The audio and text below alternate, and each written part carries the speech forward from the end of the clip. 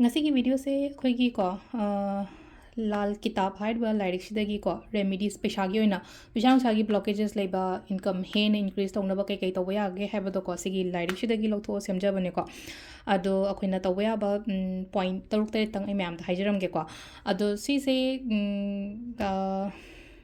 ngasi ngaranggi lairik natte ko sida yong ko hai 1939 saidagi keno toroga dum la abane sigi iribam keno ire ko sida my author ke ka sida lai hadi astrologer rena hairani ko sida ko mane i bo khot pa sida gi dum akoina remedy se aphaba rom da sina ba yai ba hadi sugumba keno mayam se ko rituals or remedies kari classes se hadi ai gi phana ba gi damak ta akoina use tau jabane ko thazara ga tau thazara ti tau tau bi go noina han dum haije ko hadi believe tau mi ngai tau bi believe tau mi ngai just avoid ignore to ko hadi video se ko ado sigi sidagi ai khara lothok charaga ai myam na tawba ngam gadaba pot khara ai share tau jarake ko ado khoi hamba da ko phi angang ba ma ko koina phi angang ba se kaino harasine ko cotton gi phi oiro natraga ame heta ko angang ba machu si makki angang ba machu se ko kitang rumal mu ki chawbo ko pa paisa khara han harasa ko yum da sum leng dana leigadaba paisa ko hadi sinaroi da kaina khalaseba ataraga natraga hadi akoina paisa je tolo phangpa natraga mayam ma lakpa matamda paisa thambase yamna yang hangna jaklong thamgano phi angang bam da always yomaga thamoba kairoi da paisa gumba adu maina gumba din nate ko adong hadi samna habla tolo phangpa da oro kaino ma pot mayam ma yolakpa matamda hadi chabuna ma di leigani na koida paisa adugi leiba paisa do kamain thamgada ke ha matam je paisa se ka akoigi chandi gi coin na harasne ko chandi gi coin le chandi aina sida ko hadi golden coin natraga chandi gi coin na ha ko chandi gi coin se dum akoi gi online de gi lebi ro sya ne leiram ba shwe ko adu si se hadi shana gi coin macha le raga di hapo leitraga na akoi gi chandi gi coin ko chandi coin se lupa chatre chani pan lishing ama adu main adu gi chang da leini ko adu si se akoi na yo maga phajana keno ta thambi ba akoi na ai gi paisa hafam jaga da ko locker da sigi pot se ma leire ko hamba da shi ma thamba yai aduga mantras haina harasane ko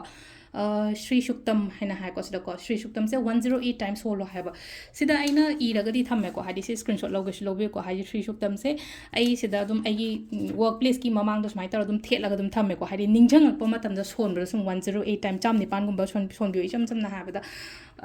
lakoi ki hadi ngasai word se sin raga hadi Shri Shuktam Shri Shuktam Shri Shuktam ai tar ga cham ni pan gumba kai gumba dum mai na son bi ba ko system leire ko ani shubada thangja numitse ko akoina to boya je thangja numitse akoina khumuk tongna da ba khota ba myam ma leiba ko leina ko thangja numitse mingonda darkar leiba mi da pithok ba du ma leir ko aduga samna habada dagi amona ka yaringe hai tar declutter to biba copy ba adu machu lei jare ko hadi imungda kachin ko ya mot pa khot pa adu mayam season adra hadi tha taruk tare thena hadi nammaga leiba poran har sin ko phiron mak ta oiro khumung mak ta oi hai koi tongning ta ba sening ta ba yaina ko fazana sudo khotok toraga hadi mingonda kai da pibi ba ko aduga amana akhoi gi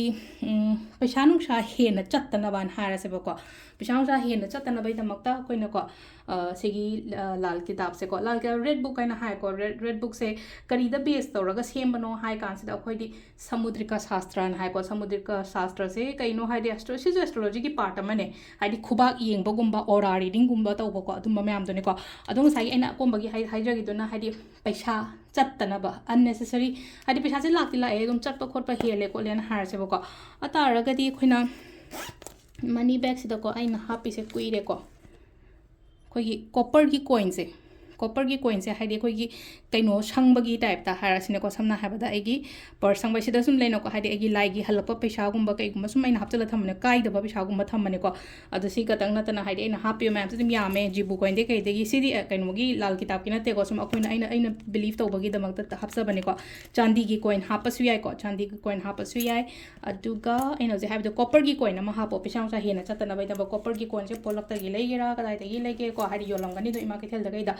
adu leire ko aduga sima leire ko haidi paisa nung sa hena chattana bagi aduga amana akoi ki nupa ngen harasine ko hida kumba kai gumba se yari nge avoid to haidi paisa nung sa yam blockages leye tungde khote haragadi hida kumba thakpa khotpa se si katang avoid kumba to biba ko aduga amana ayuk se yaragadi numit ta ishing katpa se numit ishing katpa haidi ngasai gi khuzai da thamaga smaina daklauna katpa do nataba khuzai se pairaga harasine ko koina khuzai se pairaga smaina haiba do numit lomda yengaga ising je haibo bodain to duma leire ko aduga khoi gi ꯑꯩꯈꯣꯏ ꯂꯛꯁꯃꯤ ꯀꯨꯕꯦꯔꯒꯨꯝꯕ ꯂꯥꯠꯄ ꯌꯥꯎꯅꯔꯝꯒꯅꯤꯀꯣ ꯍꯥꯏꯗꯤ ꯀꯨꯕꯦꯔꯒꯨꯝꯕꯒꯤ ꯃꯨꯔꯇꯤꯒꯨꯝꯕ ꯂꯩꯔꯒꯗꯤ ꯍꯥꯏꯗꯤ ꯃꯩꯒꯨꯝꯕ ꯀꯠꯄꯤꯕ every ꯐ꯭ꯔꯥꯏꯗꯦꯒꯨꯝꯕ ꯅꯨꯡꯇꯤꯒꯤꯕꯨꯗꯤ ꯑꯗꯨꯝ ꯀꯠꯇꯣꯏ ꯂꯩꯔꯦꯅꯀꯣ ꯍꯥꯏꯗꯤ ꯏꯔꯥꯏꯒꯨꯝꯕꯁꯤꯅ ꯍꯥꯏꯗꯤ ꯘꯤꯒꯤ ꯀꯩꯒꯤ ꯑꯗꯨꯃꯥꯏꯅ ꯇꯧꯔꯒ ꯀꯠꯄꯤꯕ ꯑꯗꯨꯗꯨꯃ ꯂꯩꯔꯦꯀꯣ ꯑꯗꯣ ꯁꯤꯗ ꯑꯩꯅ ꯃꯌꯥꯝꯗ ꯈꯤꯇꯪ ꯁꯦꯌꯔ ꯇꯧꯖꯔꯤꯁꯦꯀꯣ ꯑꯗꯒꯤ ꯌꯥꯔꯤꯉꯩ ꯌꯨꯝꯒꯤ ꯐꯛꯂꯥꯡ ꯅꯨꯡꯂꯥꯡ ꯀꯔꯤ ꯀꯔꯥ ꯑꯗꯒꯤ ꯏꯁꯤꯡ ꯂꯤꯀꯦꯖ ꯂꯩꯕ ꯑꯩꯈꯣꯏꯁꯦ ꯑꯗꯨꯝ ꯂꯥꯏꯊꯣꯛꯑꯒ ꯂꯩꯕꯗꯣ ꯍꯥꯏꯗꯤ ꯏꯁꯤꯡꯗꯩ ꯇꯥꯏꯞꯇꯩ ꯀꯩꯅꯣ ꯇꯧꯕ ꯈꯣꯠꯄ ꯑꯗꯨꯃꯥꯏꯅ ꯇꯧꯕ ꯃꯇꯝꯗ ꯑꯩꯒꯤ ꯑꯣꯏꯅ ꯃꯃꯥꯡꯒꯤ ꯃꯇꯝ ꯈꯔꯗ ꯍꯥꯏꯗꯤ ꯑꯗꯨꯃꯥꯏꯅ ꯑꯗꯨꯝ ꯇꯧꯔꯒ ꯂꯩꯕꯗꯣ ꯍꯥꯏꯗꯤ ꯑꯦꯕꯣꯏꯗ ꯇꯧꯕꯗꯣ ꯈꯔ ꯑꯗꯨꯝ ꯍꯛꯆꯥꯡꯒꯨꯝꯕ ꯅꯨꯡꯉꯥꯏꯇꯕ ꯈꯣꯠꯇꯕ ꯑꯗꯨꯝ ꯂꯥꯛꯑꯦꯕ ꯑꯗꯨꯝ ꯀꯩꯅꯣꯝ ꯇꯧꯕ ꯃꯇꯝꯗ ꯑꯗꯨꯅ ꯑꯗꯨꯒꯨꯝꯕ ꯃꯌꯥꯝꯗꯣ ꯌꯥꯔꯤꯉꯩ ꯔꯤꯄꯦꯌꯔ ꯇꯧꯕꯤꯕ ꯈꯣꯠꯄꯤꯕ ꯑꯗꯨꯗꯨꯃ ꯂꯩꯔꯦꯀꯣ ꯑꯗꯣ ꯁꯤꯗ ꯂꯩꯔꯦꯀꯣ ꯍꯥꯏꯗꯤ ꯄꯩꯁꯥ ꯅꯨꯡꯁꯥꯒꯤ ꯑꯣꯏꯅꯀꯣ ꯍꯥꯏꯗꯤ ꯔꯦꯃꯤꯗꯤꯁꯀꯣ ꯑꯩꯈꯣꯏ ꯔꯦꯗ ꯕꯨꯛꯁꯤꯗꯒꯤ ꯄꯩꯁꯥ ꯅꯨꯡꯁꯥꯒꯤ ꯑꯩꯈꯣꯏꯅ ꯇꯧꯕ ꯌꯥꯕ ꯔꯤꯆꯨꯋꯦꯜ ꯑꯦꯟ ꯔꯦꯃꯤꯗꯤꯁ ꯉꯁꯤ ꯃꯌꯥꯝꯗ ꯑꯩꯅ ꯁꯦꯌꯔ ꯇꯧꯖꯔꯤꯁꯦꯀꯣ ꯁꯤꯁꯤꯃꯁꯨ ꯇꯧꯕꯤꯔꯣ ꯀꯣ ꯊꯦꯡꯛ ꯌꯨ